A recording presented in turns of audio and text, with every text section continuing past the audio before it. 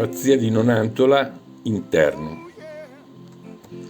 Ecco, dopo l'esterno, ecco qui l'interno dell'abbazia, con la sua sontuosa, proprio sontuosa cripta, dai tanti diversi e splendidi capitelli.